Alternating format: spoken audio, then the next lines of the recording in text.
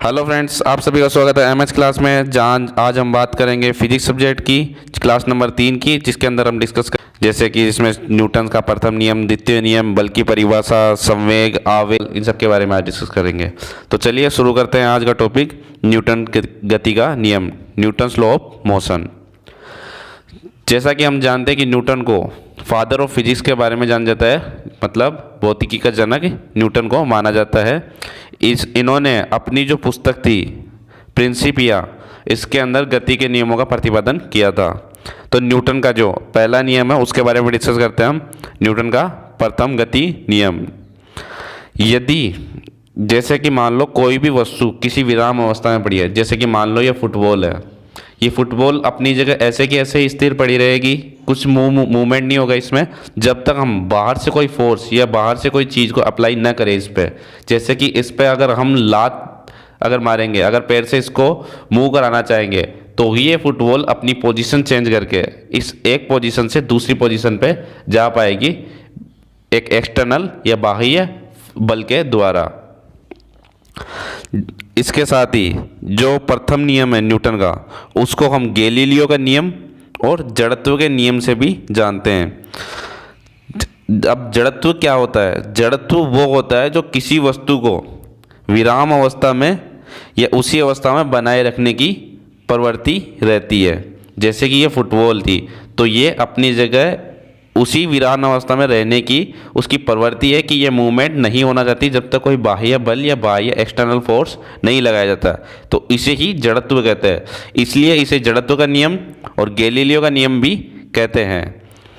जैसे कि प्रथम नियम से हमें क्या परिभाषा मिली? बल की परिभाषा। तो बल की परिभाषा किससे मिलती है? न्यूटन के फर्स्ट लॉ से, जिसके अंदर बल की परिभाषा जो क्या थी, अगर किसी भी वस्तु की प्रारंभिक अवस्था में जो परिवर्तन होता है वही बल का परिभाषा कहलाती है। जैसे कि इस फुटबॉल में अपनी विराम अवस्था में जड़त्व अवस्था में थी, लेकिन इसको हमने बाह्य फोर्स लगा के या बाह्य बल लगा के हमने इसकी मूवमेंट किया या इसकी पोजीशन को चेंज किया या दूसरी पर्टिकुलर एक जगह से दूसरी जगह इसको मूवमेंट किया, तो इस मूवमेंट के कारण जो बाह्य बल लगा था, जो बाह्य एक्सटर्नल जो अप्लाई कर रहे थे जिस फोर्स को, उसी को बल कहते हैं। और ये परिभाषा मिली न्यूटन के फर्स्ट लॉ से। बल यह एक सदिश राशि है और इसका मात्रक है न्यूटन। न्यूटन इसका जो इसके खोजकर्ता थे साइंटिस्ट न्यूटन, इनके नाम पे इसका मात्रक भी न्यूटन पड़ा। इसके कुछ एग्जाम्पल देख लेते हैं।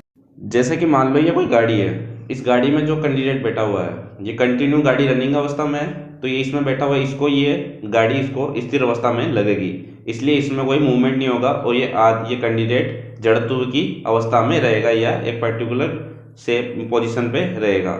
लेकिन इस रनिंग अवस्था में जब गाड़ी चल रही है, इसके अंदर हम ब्रेक लगाएंगे, तो ब्रेक लगाने पे क्या होगा, ये जो कैंडिडेट था, जो इसको ये विराम अवस्था में अनुभव था इस गाड़ी का, तो वो क्या करेगा कि गाड़ी को स्टॉप होने पे एकदम से सडनली स्टॉप होते ही ये जो विराम अवस्था थी कैंडिडेट की, वो आगे जाने के लिए मूव करेगी। इससे क्या होगा कि व्यक्ति को धक्का लगेगा और वो आगे की तरफ जाने की कोशिश करेगा। तो इसी के कारण फर्स्ट लॉ से पता चला कि चलती हुई गाड़ी में अचानक रुकने पर जो बैठे हुए व्यक्ति को आगे की ओर झुकना पड़ता है, वो फर्स्ट लॉ के कारण ही होता है। और जैसे कि या फिर गाड़ी के अंदर जैसे मान लो ये कोई आदमी खड़ा है, इसके हाथ में फोन है, फोन पे बात कर रहा है, गाड़ी चल रही है या ये जो बस चल रही है, अब ये बस जैसे ही रुकेगी अचानक ब्रेक लगने क्या होगा, ये आदमी को आगे की तरफ धक्का लगेगा, क्योंकि झटके से ये विराम अवस्था में था, लेकिन ये जो बनी हुई अवस्था थी रनिंग अवस्था, उसमें रहने की कोशिश करेगा, इसके कारण इसको आगे की तरफ झटका लगेगा। इसी के साथ फर्स्ट लॉ हो गया। अब बात करते हैं हम संवेग की। संवेग क्या होता है? किसी वस्तु के द्रव्यमान और उसके वेग को गुणनफल को हम वस्तु का संवेग कहते हैं। मतलब संवेग बराबर वेग इंटू द्रव्यमान। संवेग एक सदिश राशि है, मतलब इसकी दिशा भी होती है और परिमाण भी होगा कि किस दिशा में संवेग लगेगा, और इसका जो मात्रा होगा वो होगा केजी इंटू मीटर प्रति सेकंड। अब जो बात करते हैं न्यूटन लॉ के सेकंड की,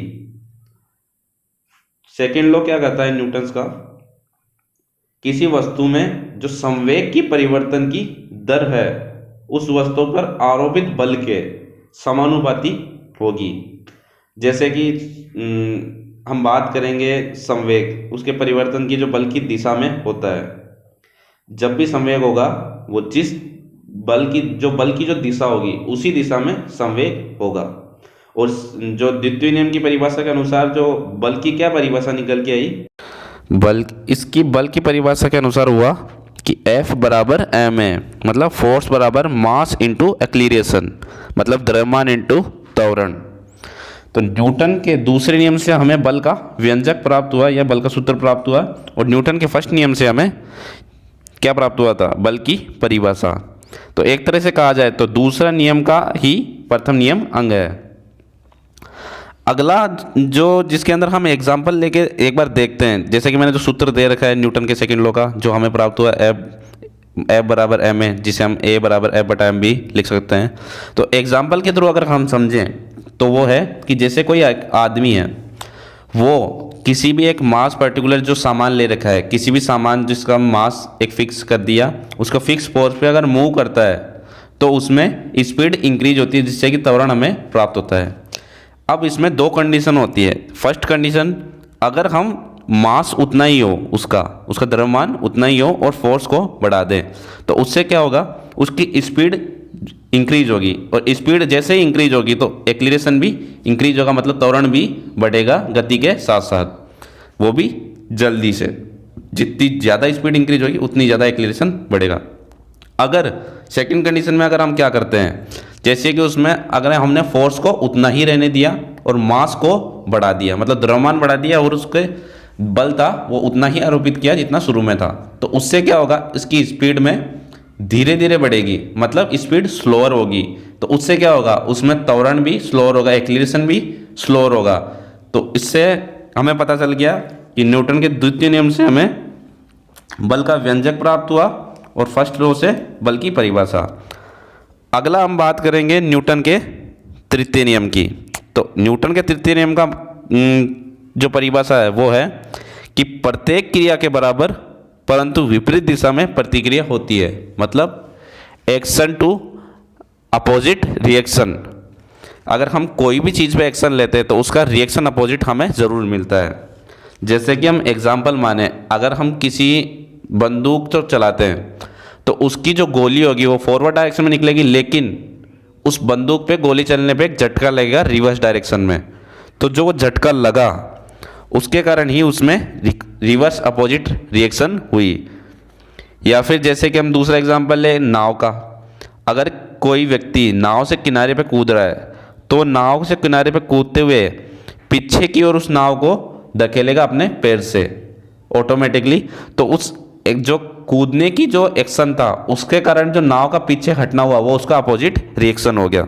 या फिर जैसे कि रॉकेट को उड़ाने में, रॉकेट एक सिंपल मतलब जो विराम अवस्था में है उसको हमें मूव कराना है, तो उसके अंदर क्या होगा, फ्यूल करना पड़ेगा। तो उस फ्यूल के कारण जो फ्यूल जला उसके कारण क्या हुआ, फॉरवर्ड डायरेक्शन में तो आगे की डायरेक्शन में तो जो रॉकेट निकली और रिवर्स डायरेक्शन में उसमें फ्यूल ड्रॉप हुआ, जिसके कारण उसको रॉकेट को आगे गति मिली।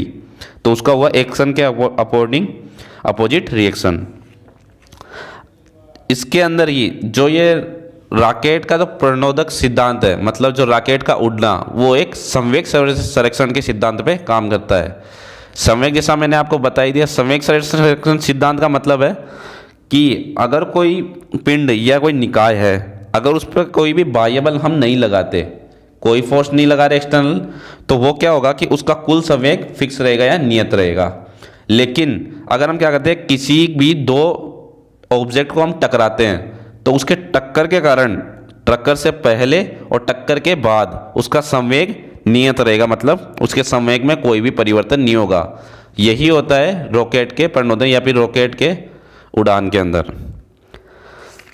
तो इसी के साथ न्यूटन्स लॉ पूरे हुए, और इसके साथ एक इंपॉर्टेंट चीज़ बता देता हूँ मैं, आवेग। संवेग तो मैंने बता दिया आपको, जिसका सूत्र होता है P बराबर mv, मतलब संवेग बराबर मास इंटू वेग। अगला हम बात करेंगे आवेग की। आवेग क्या होता है, इम्पल्स, मतलब जब भी कोई बड़ा बल किसी वस्तु पर थोड़े समय के लिए लगता है तो उसके कारण उसे बोलते हैं बल का आवेग। मतलब इसका सूत्र होता है आवेग बराबर बल इंटू समय अंतराल। मतलब वो कोई भी ऑब्जेक्ट उस बल को कितनी समय अंतराल के लिए सहन करता है।